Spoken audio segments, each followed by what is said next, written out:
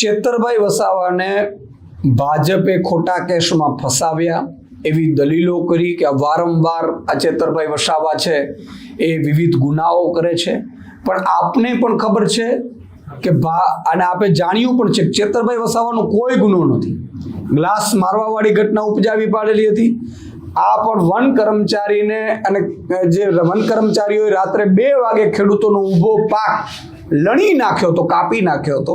એટલે ચેતરભાઈ વસાવા ધારાસભ્ય તરીકે, જવાબદાર વ્યક્તિ તરીકે એમણે સમાધાન કરાવ્યા હતા. એમાં ભાજપે, કારણ કે આદિવાસી વિરોધી ભાજપ માનસિકતા ધરાવે છે, ભાજપ એવું નથી ઈચ્છતી કે આદિવાસીઓ જાગૃત થાય, ભાજપ એવું નથી ઈચ્છતી કે આદિવાસીઓનો કોઈ લીડર મજબૂત થાય.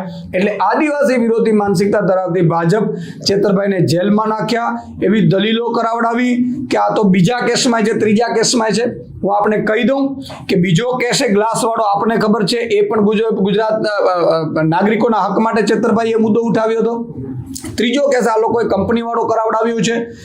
એમાં પણ બ્લાસ્ટમાં જે કર્મચારીઓ, મજૂરો, શ્રમિકો મૃત્યુ પામ્યા છે એને વળતર વધુ અપાવવા માટે ચેતરભાઈ ત્યાં પહોંચ્યા હતા. તો એમાં એને શું ગુનો કર્યો?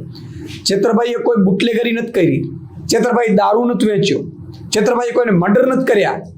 ચેતરભાઈએ આદિવાસીઓના હક અને અધિકાર માટે, ગુજરાતની જનતા માટે લડવાનું પસંદ કર્યું, ભાજપમાં જવાનું પસંદ નથી કર્યું ને એટલા માટે ભાજપે એને જેલમાં નખાવ્યા છે.